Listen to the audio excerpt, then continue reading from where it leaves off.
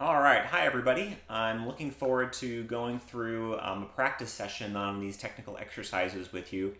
The first thing I'm going to do is just take you through a warm up like we would do in class, just working on warming up our sound, making sure that we're playing with the most beautiful sound possible. And I'm going to do this repeat after me style, so I'll have my metronome going, I'm going to play, and then I'm going to have you play something back to me. And I'll just give you some feedback on some things that you might hear that I hear about myself that I want to share with you. So hopefully you got your instrument all assembled, and I'm going to turn my metronome on.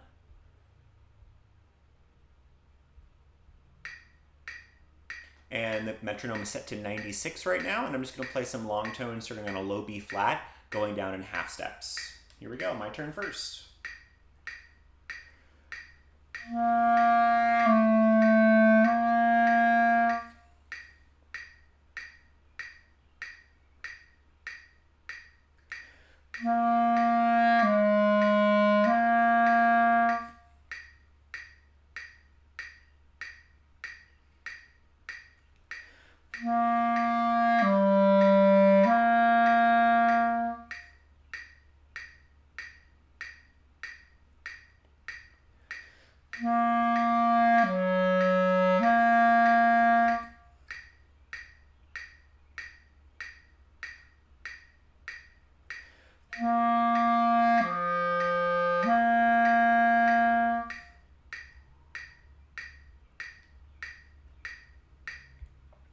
So as I go through this descending Remington exercise, some things that I'm thinking about is always making sure that my notes are full duration. Da, da, da. We've got that clear block shape. It doesn't get louder, doesn't get softer. It maintains that same volume throughout. I did that exercise slurred just to make sure that my fingers were always moving, but you could also do that same exercise tongued.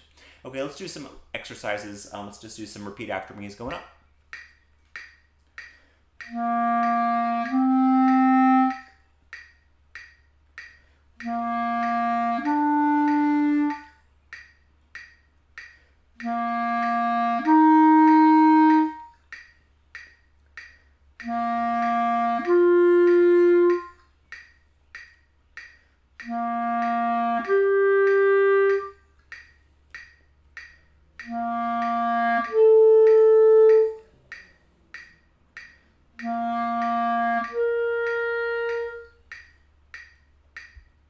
Let's do that same exercise one more time. Something that I'm thinking about for myself is making sure that both notes are always played at the same volume. So it's a lot easier for those higher notes to be louder, but for my own playing, I want to make sure that I'm matching volume. And I suspect that some of you guys at home might be thinking about the same thing as well. So let's do it one more time. This is just a B flat major scale. I'm just increasing the intervals. Repeat after me style.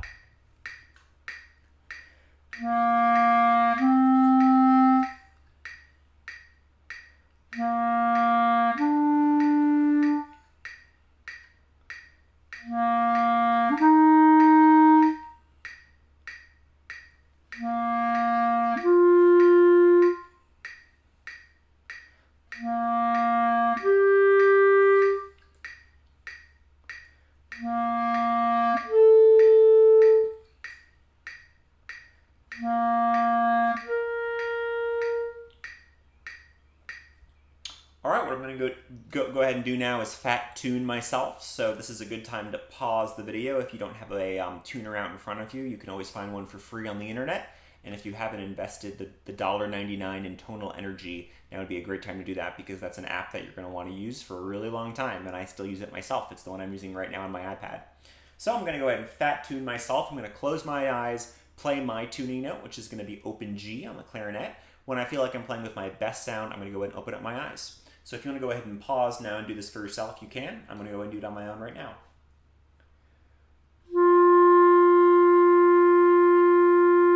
And my tuner is telling me I'm about 4 cents sharp, so I'm going to pull out a little bit more and do it again.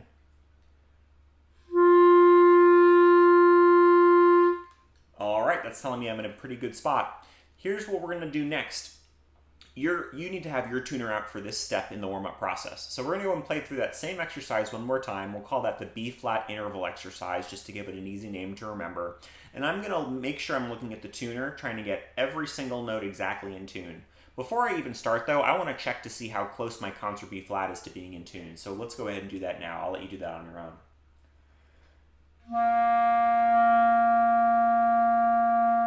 And I wish I had my tonal energy screen up because I would show it with you. I actually had to bend that pitch down a little bit just to just make my mouth a little bit taller and relax it to make sure it's in tune. I'm going to practice doing that one more time.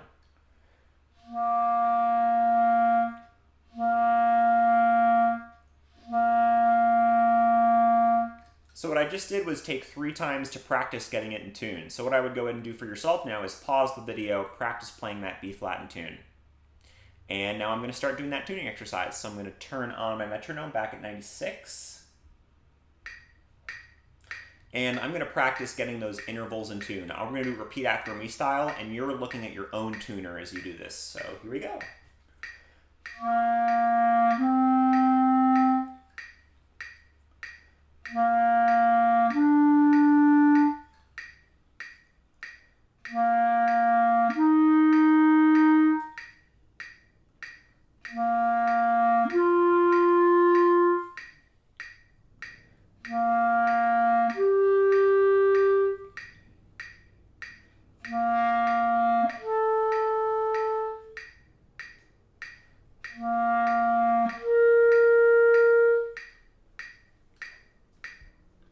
So as you're doing that exercise on your own, practice getting always those 2 notes as centered as you can in the green. And what you're going to find is you'll start to remember, oh, that note for me is sharp, or that note for me is flat. This way we can sort of program into our mind exactly what adjustments we need to make. That'll help us be the best possible musician that we can be. Okay, so let's go ahead and change over to our exercise now. So at this point, you need to be looking at the close exercises. And I'm looking at the clarinet parts. Of course, they're transposed for every single instrument. And here are the requirements that you are going to do for this week's teleschool assignment. If you're in symphonic band, you are going to choose 3 of these to do, and you're going to record those 3 at 80 beats per minute. If you're in chamber winds, you're going to choose 5 to do, and you'll record those at 100 beats per minute. And if you're in wind ensemble, you're going to choose 5, and you're going to record those at 120 beats per minute. And I'll have this on the screen, so this way you can follow along as well. As you're doing this, you're going to play every single exercise twice. So you're going to take the repeat. The first time you're going to do it tongued, and then the second time you're going to do it slurred. So I've got my exercises pulled up. I'm just going to take you through a few of these, and then of course you're more than welcome to practice any of these on your own as well. Something I just wanted to mention real quick is, as you're practicing and playing at home, make sure that you're always trying to sit in a stable chair and you're not sitting on your bed. I know it's comfy for a lot of us to sit on our bed and play, but make sure that we're not doing that.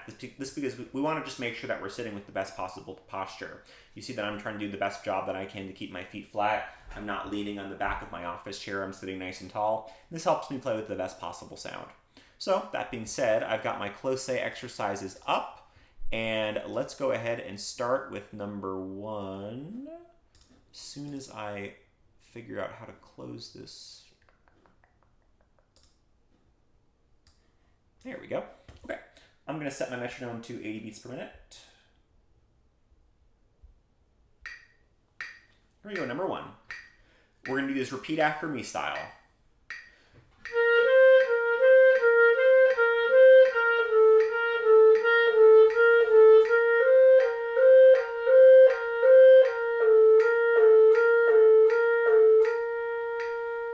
Here's your turn. Ready? 1 and 2 and set and go.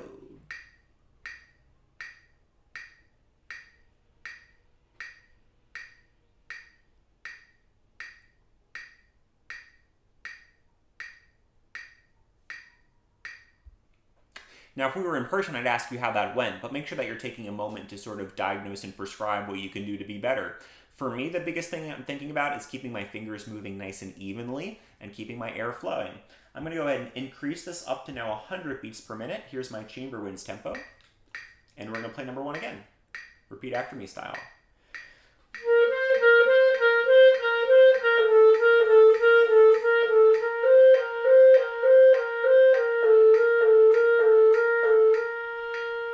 Here we go. Your turn. Number 1, 100 beats per minute. Ready? 1 and 2 and ready and go.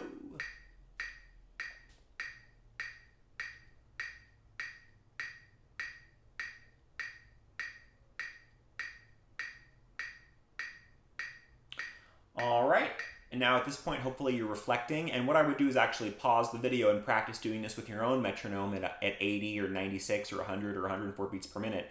Go slower than you think you should, because we're really trying to work for mastery here, right? This is not just sort of trying to get a rough pass. We want to get this as musical and as perfect as possible. And that goal is mastery.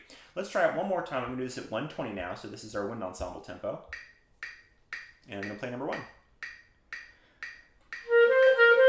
See, I can already tell I started too slow, so I'm going to try that again.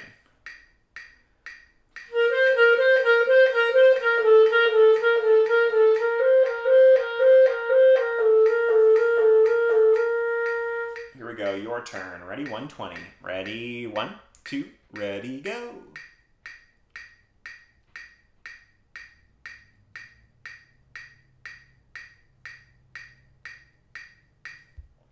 So 120 is pretty challenging to do off the bat, so nobody should start at 120, myself included. I'm going to start slower than that. You can turn these in at any tempo you want. Those tempos are just the minimum tempos that I'm asking you to do. So if you're in symphonic band and you want to go 100, or you're in chamber winds and you want to go 120, that's great. But the goal is mastery, so just keep that in mind.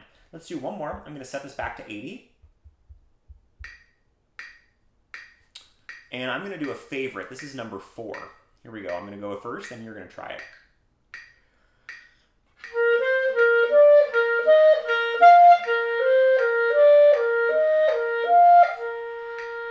I got a lot of spit on my reed, but I'm going to let you try now. Number 4. Ready, 1 and 2, and ready and a go.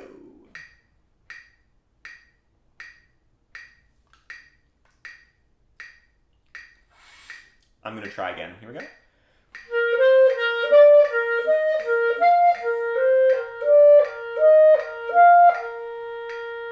Here we go, your turn. Ready, 1 and 2, and ready and a go.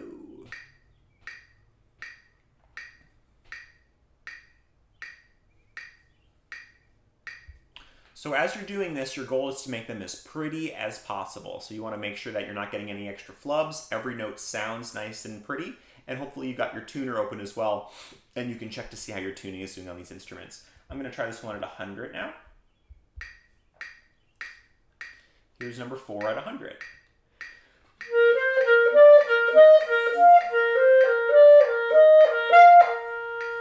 Now my G really popped out at the end. I didn't really like that, but you give it a try. Number 4. Ready, 1 and 2, and ready and to go.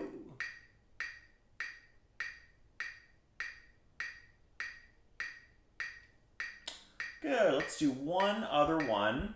And some of these are easier and some of these are harder. We're giving you the choice because we want you to practice doing ones that you think are appropriate for your ability. One that's a lot of fun for the clarinets in particular is because it gets us in the altissimo. We're going to do number 8. And I'm going to set this at 80. Here's number 8.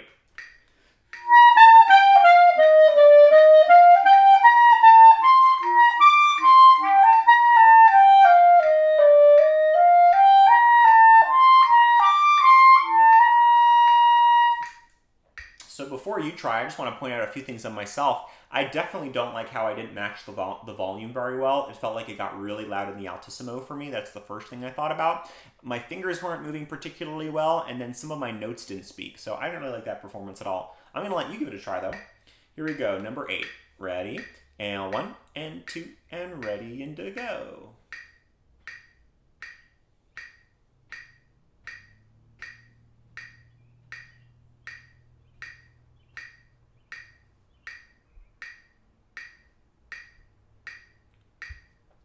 So maybe you fared better on that one. If I was going to turn in number 8, though, I would start slower than 80. I'd probably start at 60 and trying to make it really perfect the whole way throughout.